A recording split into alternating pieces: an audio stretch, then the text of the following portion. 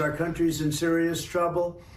We have millions and millions of people flowing in. We have no respect on the world stage. What we say doesn't mean a thing anymore. Our nation is failing. We're a nation that is in serious decline. We've never had a situation like this where we're not respected, we're laughed at, we're considered almost a joke. We're going to close our borders. We're going to do things like nobody's ever seen before. That's another dark and dystopian message from Donald Trump last night, ending with the vague warning, we're going to do things that nobody's ever seen before. The presumptive Republican nominee fueling his campaign for president with an anti-migrant message that's raising deep concerns about an underlying ideology that threatens American democracy.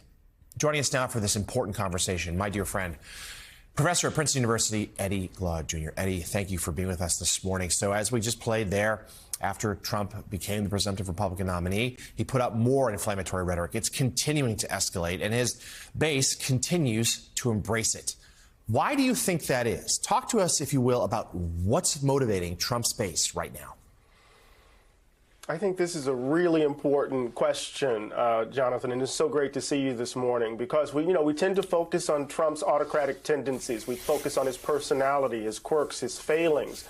But I think we need to pay more attention to the ideology that he's appealing to, and that is this sense of grievance and hatred, this sense that what we talked about in 2022 as the great replacement theory, right? That somehow that these people from elsewhere, these dark and brown people, are coming to replace white Christians.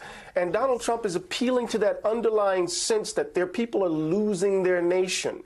And that notion, right, of this kind of immigrant influx, this invasion, has a kind of global kind of currency across the West. And this is central to, say, Orban's popularity. Remember, Jonathan, right after the Buffalo mass shooting, Orban went on television on May 16th of 2022 in Hungary and basically agreed with the ideology in the manifesto of the Buffalo shooter. And so there's these intimate connections here that we have to begin to unpack.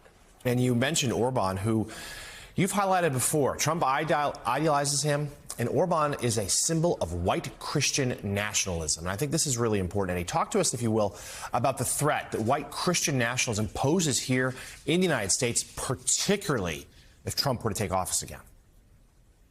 Right. I think this is really important. Your colleague at Politico, Heidi Przybyla, has reported on this in very, very clear and I think compelling ways and has become, in some ways, the target, right? She's showing the connection between these forces who believe that the U.S. should be a kind of Christian nation run by Christian principles as they understand those principles. The Center for Renewing America, for example, she connected to this. We see it in the Alabama, justice decision with regards to IVF. Informed by, in some ways, the kind of Christian nationalism, right? We see it in Project 2025, where 100 right-wing organizations signed on to this draft, Jonathan, suggesting that the U.S. government should be run by Christian principles. And what's interesting is that those Christian principles are overdetermined by the adjective. What do I mean? It's not just simply Christianity. It's white Christianity. And that ideology of whiteness, right, bound up with this ideology that God sanctions a white nation, right, undermines, or let me say undergirds, so much of the ideology that Trump is putting forward here. And I think we have to spend some time there as we think about the autocratic tendencies of Donald Trump. And lastly, Eddie, just talk to us about something that we've really tried to hammer home here on Way Too Early in Morning Joe, which is about the stakes of this coming election, not just the day-to-day horse race campaign news, but the stakes and how the fate of American democracy could hang in the balance. You know, Jonathan, that's so true. I was reading Frederick Douglass's July 5th, 1852 address the other day. And there's a line in the address. He says, "There's a horrible monster coiled tight in the nation's bosom. A horrible reptile coiled tight in the nation's bosom." And he was referring to slavery. But in fact, what was behind the issue of slavery was this idea of the country.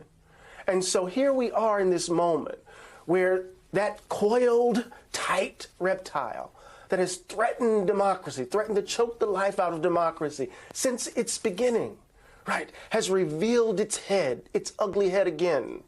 And Douglas in 1852 begged us to tear it away from our hearts. And today, in this election, we must try to do it again. Can you imagine? So many years later, we must desperately do it again. Professor at Princeton University, Eddie Glaude Jr., an important conversation this morning. Thank you so much for joining us.